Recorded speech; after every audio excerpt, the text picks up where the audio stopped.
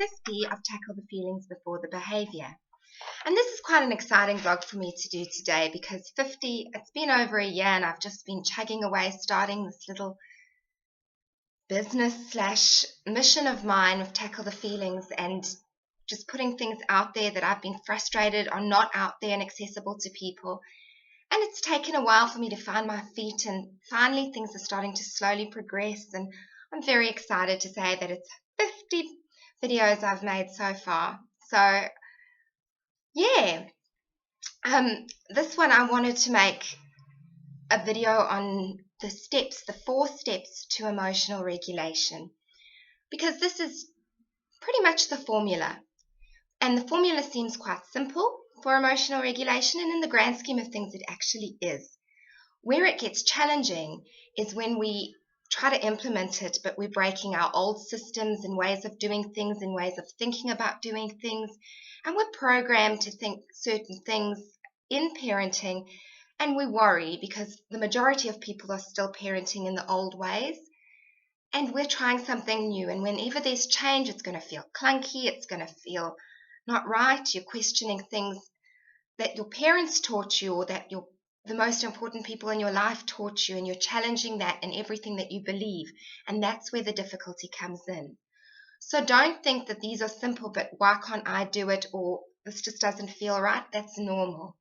The parents get this quite soon on, and I normally stay on a bit just to help with that, getting used to the new ways of doing things, even though the parents have got the emotional regulation theory and tips and everything. It's just the implementation that can be a bit difficult.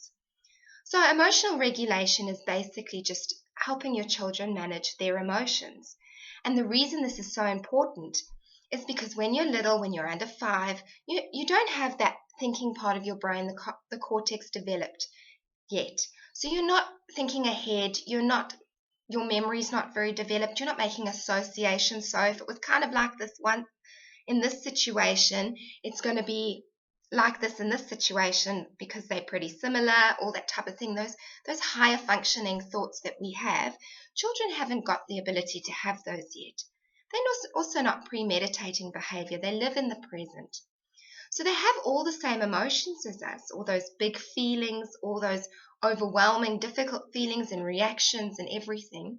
But they don't have a label for it. They don't know how to name those emotions for themselves and recognize that, oh, I'm actually angry, or I'm feeling really down and sad today, or I'm just frustrated, or I'm scared, or I feel unstable, or I feel like there's a disconnect here and I'm worried about that, and I miss my mother because she's now spending time with my new sibling. Or they don't think like that. It's just frightening and it's overwhelming.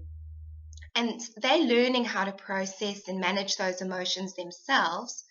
And so that's why tantrums and bad behavior and defiance and acting out comes up in young children, because that is an expression of that overwhelm. It's an expression of such a huge reaction inside yourself, not knowing what to do with it, not having those coping mechanisms in place. And that's why they just, when you feel so angry, you want to punch something. Children don't have that socialized filter that says don't punch. Use your words, manage it, hold it in, control it. Children don't. They do punch something, or they do lash out, or they do withdraw, or freeze, or hide, or get really distressed and you can't console them, and all that type of thing. And it's so normal. So don't worry that your child is doing that. It is so normal. And now these tips are not just for children. This is for everybody. It's good to know about validating emotions. It's good to know about naming emotions, and all the tips that I'm going to give you now are really good for your relationships, for yourself, a relationship with yourself, instead of punishing yourself for feeling what you feel, even though you think you should be feeling something else, or you're getting horrible reactions from other people. It's really important that we develop these healthy relationships with our emotions, because emotions are there to come up, teach us, guide us, benefit us, and then be released. They're not supposed to stay inside us for years and poison us and confuse us and make our lives a living hell. They're actually beneficial, all of them. We call them positive and negative just because how we experience them. No one likes to feel shame and horrible and humiliated. Nobody likes to feel anxious and unsure of themselves. Nobody likes to feel so angry that you can't let that go. Everybody hates feeling sad and down and withdrawn. It's just the way it is. But the more you get used to these emotions and the more you develop healthy relationships and the more they are just organic to the experiences you're having, the less frightening they are. It's when they tap into our childhood stuff and unprocessed grief or unprocessed anger or things that you're thinking back for years, all those times where you felt really bad about yourself and you say, yes, well, this just proves I'm a terrible person, or this just proves nobody supports me, or I'm always alone, or all those things. So that's just a little bit of background, and I sped through that. But there are other blogs, I've done 50. There are other blogs I've made talking more about emotional regulation, talking about the specific emotions, and I'm just starting out, so there'll be a lot more to come as well. So I am in the process of getting a website developed by some really great designers and things like that, and it's very exciting. And a part of that website is going to have some free resources as well as resources that you'll be able to purchase later on, but things that you can download and use, some tip sheets for you. And one of them that I'm already using and handing out to my clients, you won't be able to see it properly, but this is just tips, and this is pretty much what I'm going to explain out today. It's just a little guidance sheet on those 4 steps to emotional regulation. And at the top I put a bit of a blurb here about safety first, because I know, working in parenting, being around parents, when your child is running across a road or when they're doing something in a public place or destroying things or something's happening, you've just got to do what you got to do to calm the situation, to stop the situation, to keep everybody safe, to stop yourself from having to pay fortunes and paying the shop all the damage that's been done and all that type of thing. So you do what you got to do, safety first. But outside of that, and I want you to think about trying this when it's not such a huge tantrum as well. The more you can do this when there's little events happening, so you can get used to it and the children can get used to this, the better. Preparation is key here. The more you can do this, the better. But research will show you that if you get emotional regulation 30% of the time, your children will do so much better for it. So 30%, really small amount that you have to emotionally regulate your children to make an enormous difference. The more you do, the better. So the first thing that I want to say in step 1 is to name the emotion. And that means to actually verbally name what your child is experiencing. So they feel everything they're feeling. You say, I can see that you're angry. I know you're sad. I can see that you're feeling a little bit out of sorts today, or you're frustrated, or I know it's annoying. Whatever it is, use that word that you identify in the emotion that they are experiencing. You can recognize it and label it. They can't. So you're just teaching that. You're giving it a label. So the next time they feel that, they'll recognize that that is sadness, or that is anger, or frustration, or jealousy, or whatever it is. If you're not sure, I always say just use the word upset, because that's good too. You want to show them as well that you get it. And that leads into step 2, which is validation. And this is the most important step. And we always want to rush through to step 4, which is reassurance, and just brush past all these valuable lessons in each situation that arises. But you miss out on that validation. And it's in this process of naming, validating, and the step 3 is guidance. It's in those first 3 steps that you really, really increase that relationship between you and your child, that trust. This is where you are regulating. This is where you are helping and guiding and teaching and showing that you are there for them. These 3 steps are so valuable. As much as they can seem clunky, this is gold. So when you're validating an emotion, you're basically showing your child or your partner or anybody that what they feel is okay. And anything that they feel is okay. We all feel this way from time to time. It doesn't matter what the feeling is about. Tackle those feelings first.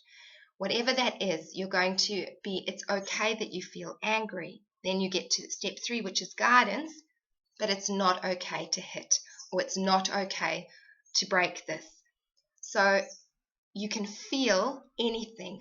You want to normalize that by saying, I feel that way from time to time. Giving examples and naming your own emotions as you experience them in appropriate ways is also a way of validating emotions. You just want to tell the children that you are there, you're in control. They feel out of control, but you're in control and it's okay. What you feel is okay. This is not a scary situation. It feels this way, but your emotions and what you're going through is not anything to fear. Once you've finished feeling this way, you will feel happy again, or you will feel a different way. This doesn't last forever. So when you're validating, you are matching and mirroring with your face and your tone of voice and your expressions, and you want to show them that you're there. With the little ones, I get down on their level. I am a consistent. I repeat myself over and over in the same voice, in the same tone, and I show parents that. When you're guiding, you're giving them, and this is an important step, which is step 3, guidance, you're giving them an alternative. So if they're old enough, 3, 4, 5, use your words. When they're little, you're wanting to redirect. So if they're hitting you and hitting everything, you want to show them gradually. Maybe you want to teach them just to hit a pillow, or you want to use calm down hands so that what do we need to do when we're angry? We want to calm down. You teach deep breaths. You teach them how to take a walk and cool off. You teach them how to do things differently. You don't react when they're having those big expressions, because then they learn, oh, that works, that gets the attention, especially if you've been ignoring them. Because what they want is not to make your life hell. They want presence. They want you to be with them because they're scared. Underneath it all, they're scared and unstable. They can be really difficult to love through a tantrum, but the tantrum is fear. It really is coming from a place of real fear and unsurety and instability and the lack of emotional safety. You want to come around with your wings and make the situation okay, and you do that in your body language and your tone of voice and your consistency. You're not always going to get that right, and that is okay. And once you've done that, you've named the emotion, you've validated the emotion, you've guided the emotion. It doesn't have to be 1, 2, 3. You can do that all in one sentence, and when you get to download, and I will put this out as soon as the website's up and running, you'll be able to get this tip sheet. As soon as you do that and you go through those steps, you can do it all in one sentence even. You just want to keep yourself calm, grounded, consistent. Then you can reassure. And once you've done all of that, then you can go around and say, there's nothing to fear. It's all safe here. We'll get you another one. We'll go another day. You can distract and help them to be happy again. Whatever it is, distraction, we all, especially with sadness, we want to distract and make everything okay again. But we miss out on that valuable lesson of teaching what's going on. So when you're not around, when they grow up, they're able to regulate those emotions for themselves. They're able to stop those bad behaviors that come up because they know what's going on for them, and they can go and say, I feel angry. I'm really mad with you. It's really unfair. And they know what to do with it. It's sadness. They know how to take their deep breaths. They know how to go and cuddle something, or they ask for a cuddle, or just communicate that, or just work through it in their own little way. All of them have different personalities. So it's really good to teach these skills, and it also increases that relationship between you and your child, which is vital. Kids learn how to love and value themselves, and their self-esteem all comes from that relationship with you.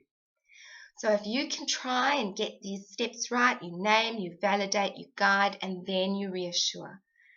That is emotional regulation in a nutshell. And in the meantime, bring emotions into your home. Name them on the TV, in books you see, and yourself. When they're seeing it in other people, tell them what's going on. Go through those steps while they're watching other people. Bring emotions back. So, 50th video. I'm looking forward to the next 50. Thank you for watching and supporting. Have a great week. Bye.